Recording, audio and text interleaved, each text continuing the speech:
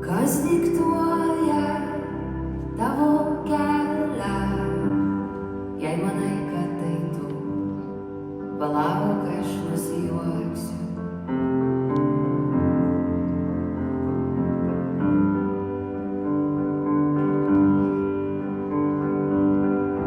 Kas dainuoja tavo vardą, jei manai, kad tai aš, tuomet čia paskutinis kartas. Dėl to, kad aš dar tiesiog nepratus save filmuoti, ar kad kiekvienas kadras, kurį aš nufilmuoju, atrodo, kad aš esu pats baisiausias žmogus pasaulyje. Gal reikėtų biškių dirbti ties tuo, nes jau pradeda biškių. Važiavau prie jūros pirmą kartą šiais metais. Saulė spigina tiesiog. Bet labai faina pagaliau tiesiog pasidėt. Nešiau kėdę net. Jo, čia tai gyvenimas, kai gali atsinešti kėdę ir sėdėti prie jūros.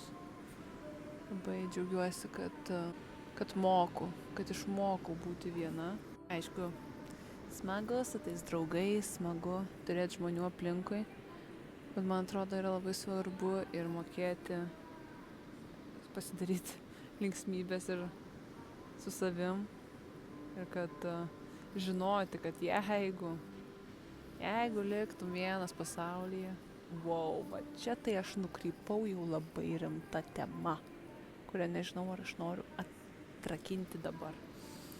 Bet aš manau, aš visai galėčiau viena pabūti ilgą laiką. Ir man tik tai biškį jau vėliau pasisuktų protas. Pabūsiu kelias dienas prie jūros, plano neturiu. Atvažiavau daug daiktų neatsiveždama, tik tai gitarą, savo dienoraštį, savo kepurę ir žiūrėsime, kur mus nuves jūros bangos. Va čia tai gerai sugalvojau. Kaip faina, žmonės tipo eina, 1, 2, 3, 4, 5, 6 žmonės prieš mane dabar eina, bet jie prie jūros. Ir prie jūros bangas jie tikrai manęs negirdi. Ir ar man nesvarbu šiaip? Man tipo nesvarbu, man jau nebesvarbu. Tai džiaugiuosi dėl to, kad man jau nebesvarbu. Aš pabūsiu čia, bandysiu kažką gražaus parašyti savo dienoraštyje. Man šiaip labai dažnai patinka daryti tokius dalykus, kad aš atsidarau bet kurį puslapį ir tada tiesiog skaitau. Labai smagu pamatyti, kur aš buvau tam tikrų metu. Man labai patinka atsidaryti praeitų metų knygutės, nes aš grinai toks jausmas, kad į metus po knygutę, bet kažkaip šiais metais, man atrodo, biški ilgiau užsitęs. Nors, jeigu aš čia būsiu viena kelias dienas, man va tiek va liko. Tai gal kažkaip, visko tai nepripildysiu, bet iki vasaros, aš birželio mėnesį visą laiką keičiu knygutę. Tai žiūrėsime, gal pavyks. Čia turiu tokius, man labai patinka kaupti visokius lapukus čia. Man čia mano pusseserė yra pasakiusi, galėtum kokią knygą parašyti. Žiūrėsim, kas bus ateityje. Mano iškrito mano žiedlapiai. Manėte, kad išgirsite tai kada nors? Iškrito mano žiedlapiai. Ir ką man dabar daryti? Palikt? Krito mano lapas vienas ir žiedlapiai. Man atrodo, kad jiems čia buvo ženklas pasilikti ir jie dabar bus šito smėlio dalimi.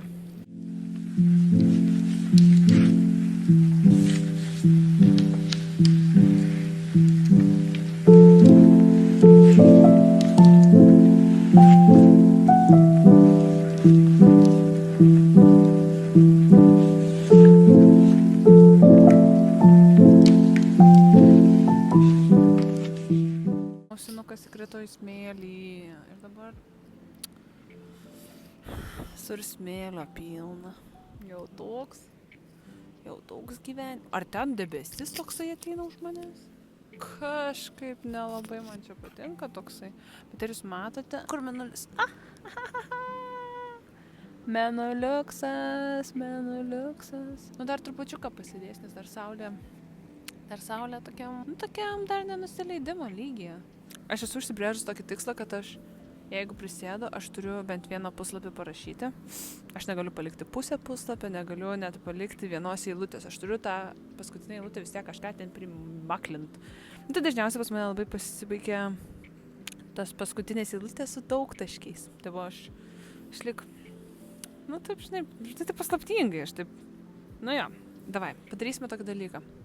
Aš atversiu bet kurį puslapį ir perskaitysiu. Pagalvosiu ir perskaityti, bet aš tikrai pagalvosiu ir perskaityti. Ir tada, jeigu perskaitysiu, prašom. Jeigu neperskaitysiu, žiūrėkit, kokią aš turiu lapą prisikabinus. Čia mano rudenėlio lapas. Myliu rudenį. Dabar pavasaris ir vasara laukia, tai viskas gerai. Gerai, bandom. Palauk, jūs nematot. Aš tikrai verčiu. Šitą. Bet čia, man atrodo, labai liūdnas puslapis. Aš neskaitysiu šitą puslapį, biškį liūdnas. Aš noriu tokį labai gražų perskaityti puslapį. Aš kažkur čia pačioj pradžioj rašiau apie jūrą ir man aš galiu... Gerai šitas. Čia buvo birželio 25 diena. Kodėl man taip sunku įsivaizduoti žmogų, kuris galėtų mane mylėti? Kartais pasijaučiu tokie duobėje, kad atrodo bet ką priimčiau savo glėbį. Apkabinčiau, sakyčiau gražiausius žodžius, net jei pati negaučiau nei žvilgsnį. Neleidžiu savo per ilgai užsibūti toje duobėje, nežinau, kad mažiau nei meilę aš nepriimčiau. Aš lauksiu tos meilės, taip kaip dabar laukiu saulės išlendančios iš po debesų. Jūra kviečia ją į savo glėbį, debesis nenori paleisti, bet jį leidžiasi, nes žino savo vietą. Aš irgi žinau, kad mano vieta yra kažkieno glėbyje. Dar nežinau kieno, bet jau tai jaučiu, sapnuoju. Be reikalo nebūtų tokios mintis pas mane, reiškia kažką jos ruošia man. Nuva saulė ir pasirodė. Pradeda šildyti jį mane. Pabūsiu trumpam jos glėbyje. Saulė laiko saulytę. Fun fact, mano vardas turėjo būti Saulė, bet pavadino mane Emilija. Neįdomu, kodėl čia taip. Įdomu, kodėl jie čia taip sugalvojo. Labai patinka žiūrėti į prisiminimus. Man labai patinka gyventi prisiminimuose. Ir aš labai noriu užfiksuoti prisiminimus. Ir aš nemanau, kad tai yra blogai. Aš manau, kad tai labai fainai yra. Nes aš kai būsiu sena, aš galėsiu žiūrėti šitus video ir sakyti, kokia faina buvo panikė ta Emilija mūsų. Tai va. Aš dar biškį pabūsiu ir eisiu namo, nes man jau biškį šala pirštukai. Bet rytoj tikiuosi laukia mūsų labai įdomi diena. Dar nesakysiu planų, nes dar nežinau, ar jie tikrai išsipildys, tai aš nenoriu prikarksėti, bet žinot, jeigu pavyks, tai pavyks. Tai jo.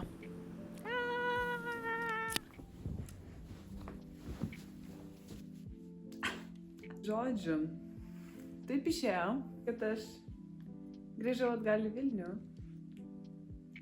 pabuvus vieną naktį prie jūros.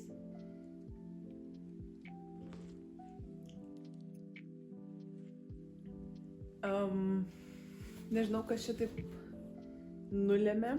Telefonas mano beveik naujas, metų senumo, bet beveik naujas. iPhone 16 nusprendė tiesiog atsijungti ir pasakyti, aš daugiau nebūsiu. Tai jo, tai turėjau grįžti atgal namo ir priduoti telefoną tiesiai į servizą, kad jį pataisytų. Tai dabar esu biški su kitu telefonu, tai nežinau, ar kokybė labai skiriasi. Bet labai juokinga žiūrėti, nes grinai prieš kelias sekundės jūs matėte, kaip aš kalbėjau, kad kūnas žinojo, kad jam reikia prie jūros. Man dabar taip, nenoriu sakyti, kad cringe žiūrėti tos video, kad kai aš ten kalbėjau, bet tiesiog kaip viskas gali pasikeisti per tokį trumpą laiko tarpą. Nes aš tikrai galvojau, kad aš tenai būsiu prie jūros, varysiu. Ir man atrodo, aš prikarksėjau. Aš sakiau, kad nekarksėsiu, bet aš vis tiek prikarksėjau. Ir aš tokį turiu dalyką, kad jeigu aš kažką pasakau, reikia nekarksėt, tada prikarksiu. Nu varna, tikra varna. Bet labai noriu, kad manęs tai nepaveiktų taip stipriai, kaip aš jaučiu, kad mane bando paveikti visą šitą situaciją. Kaip nėra faina susiplanuoti, turi laisvas dienas, susiplanuoji, kad važiuosi prie jūros. Ir tada aš, teoriškai galėjau likti prie jūros, bet ką aš ten darysiu be telefono, be galimybės susisiekti su žmonėms, su bet kuo. Rankų darbo puodelis. Instagram. Bet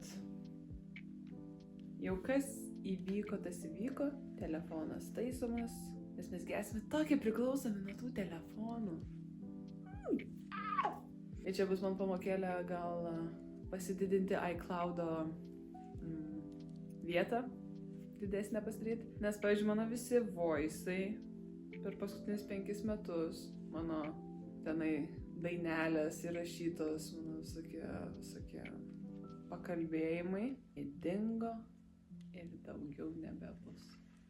Tai va tas biški, tas gal yra liūdniausia, kad aš net nežinau, ko daugiau nebeturiu, nes ten tos dainos buvo įrašytos mano, kur gal kažkaip, kažkada, kažkur, kažkodėl pavyks, gal žinai, kažkam parodysiu, gal kažką. Ir dabar aš jau nežinau, ko aš neparodysiu, ko aš jau neturiu, nes tiesiog neprisimenu, kas ten buvo per dainelės. Bet jos vis tiek yra manyje, jeigu joms reikės, jeigu joms bus dar proga išlysti, aš manau, kad jos gal pasirodys iš manęs. Ir su nuotraukom taip yra, kad aš nežinau dabar, ką aš ten nufotkinau. Dėl to aš ir vis tiek čiojuosi juostinį fotoaparatą, kuris užfiksuoja tokius momentus, kur, aš vis tiek turiu, jeigu išsitrintų visos mano nuotraukos, aš dabar bijau kalbėti, nes aš prikarksiu. Jeigu dingtų visos nuotraukos, aš vis tiek turėčiau kažkokios prisiminimus užfiksuotus su juostiniu ir atspausdintus popieriuje. Aš turėjau gal 1, 2, 3, 4 albumus. To jau, man atrodo, baigsiu tą 4, reikės pirkti 5. Ir aš kaupiu tas tokias fizinės įrodymus mano gyvenime. Tai va, tas labai gerai, tas man labai patinka. Bet žodžiu, kas buvo, tas buvo, dabar mes esame vėl mieste. Jei. Dar kelias laisvas dienas, tai reikės susikurti savo veikti. Norėsiu vis tiek nueiti kažkur į gamtą, tai suvaikščioti gal kokį parkelį. Nežinau, žiūrėsim, kas čia bus. Valgysim magijos šokoladinį sūrelį. Bet tai neplanuoju, planuok neplanavęs. Bet kas gali atsitikti.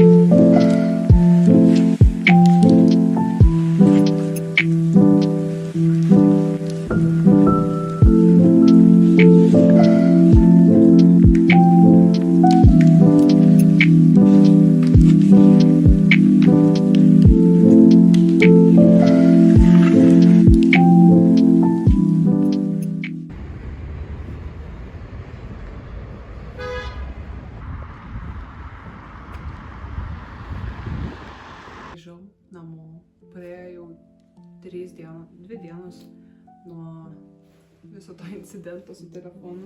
Žodžiu, kaip mano mama pasakytų, nėra to blogo, kas tai išeitų į gero. Tai pabūdama čia mieste, praleidau daugiau laiko su žmonėmis, ko nebūčiau dariusi, jeigu būčiau viena pajūryje. Aš tikrai žinau, kad aš būčiau labai fainai laiką apturėjus pajūryje viena, bet aš galiu fainai laiką praleisti ir su žmonėmis. Man reikia tai pagaliau išmokti ir suprasti, nes ilgą laiką aš jau geriau rinkausi buvimą viena negu su žmonėmis. Man dabar biškį yra toksai kaip mokinimosi etapas galbūt su žmonėm. Bet faina, kad atsirado žmonių, kurie priverčia mane išeiti iš savo tos vienatvės ir pagaliau būti tarp gyvybės. Ir pradėjau lankyti nesnei chorą, tai tas labai smagu būti muzikinėje aplinkoje. Ir labai smagu, kad tam nereikia muzikinio išsilavinimo, kurio aš neturiu ir labai dažnai dėl to kompleksuoju ir galvoju, kad aš neverta mėgautis muzikos, jeigu aš neturiu perfect pitch, neturiu tobulos klausos, neturiu viso žinojimo apie natas, apie visus tos dalykus. Ir kartais jaučiuosi, kad aš neverta tiesiog mėgautis muziką, kas yra labai durna. Once again, Emilija, hello. Tai labai faina, kad radau tokią bendruomenę, kurioje tu gali ateiti ir tiesiog dainuoti. Biškį nusidainuoji, tai biškį prityli ir tada gali toliau dainuoti. Tai va, tas labai faina. Bingas savaitgalis. Negaliu pasakyti, kad aš visiškai pailsėjau per šitas savo laisvas dienas, nors tikrai buvo toks planas, kad aš prie jūros atsijungsiu, bus totali ramybė, totaliai aš tenai atsipalaiduosiu. Bet reiškia, gyvenimas man ruošia kažką kitą. Reiškia, aš negalėjau tiesiog ramiai praleisti laiko. Man reikėjo būti čia Vilniuje. Man reikėjo būti mieste. Ir aš labai tikiu, kad man ateis laikas pabūt prie jūros tada, kada bus tam tobulas laikas. Ir kai aš net neplanuosiu taip stipriai, nes aš tikrai šitą kelionę labai stipriai planavau ir aš norėjau, kad viskas sueitų į vietas ir būtų tobula. Bet ne, man reikėjo čia būti. Vieną noriu parekomenduoti akauntą, kurį radau Instagrame šiandien. Taip, randomly tiesiog scrollinu, kaip mes būnam, kad scrollinam ir man išmeta ir aš tokia, let me check, pažiūriu vieną nuotrauką, kitą nuotrauką. Iš karto like, iš karto repost, iš karto oh my god, kaip gražu. Tai labai rekomenduoju pasižiūrėti. Bičiukas matosi turi talentą įamžinti gamtą, kas, man tai yra pats gražiausias modelis. Pats gražiausias modelis yra gamta ir iš visų pusių ir iš visų. Jop. Tai labai rekomenduoju pažiūrėti visą profilį. Mąstau, galbūt reikia kokį printą užsisakyti ir, nes eikit savo, kiek gražybių tenai yra. Tai va, prie jūros tikriausiai būdama, aš nebūčiau scrollinus Instagramą ir nebūčiau mačius to profilio. Ir viskas, ir aš nebūčiau pamačius to grožio, jeigu aš būčiau buvus prie jūros. Matot, kaip viskas susideda, reiškia, aš turėjau būti čia. Man atrodo, šita nata ir baigsiu savo šitą video. Tikrai buvo įdomu pabandyti, nes aš tikrai ėjau su planu, kad susuksiu video iš pajūrio. Net užsivadinus buvau pajūrio vlogas. Nu, bet reiškia, nu vat, sako, nebus pajūrio vlogo, bus pajūrio vlogas plus miesto vlogas. Taip ir reikės pavadinti. Pajūris plus miestas. Jeigu pažiūrėjai iki čia. Ačiū labai, nes jo, dar labai keista yra filmuoti save ir tikėtis, kad žmonės žiūrės ir jiems bus įdomu. Bet, pirmiausia, dėl ko aš visą šitą darau, tai yra dėl savęs ateityje, nes, kaip aš jau minėjau šitam video, aš gyvenu dėl prisiminimų. Aš noriu viską įamžinti ir aš noriu tiesiog galbūt su šita nauja medijos sritim įamžinti savo gyvenimą ir taip. Įamžinu gyvenimą su nuotraukom, įamžinu gyvenimą savo dienoraštyje, bet man trūksta to vaizdinio ir pokalbio viename, kas yra video formatas. Tai nežinau, kiek čia tęsis mano šitas užsidegimas, bet aš labai noriu, kad jisai tęstųsi ilgiau. Ir bandysim, žiūrėsim ir kažką filmuosim. Tai šiam kartui tiek iš manęs. Ir galbūt pasimatysime kituose video.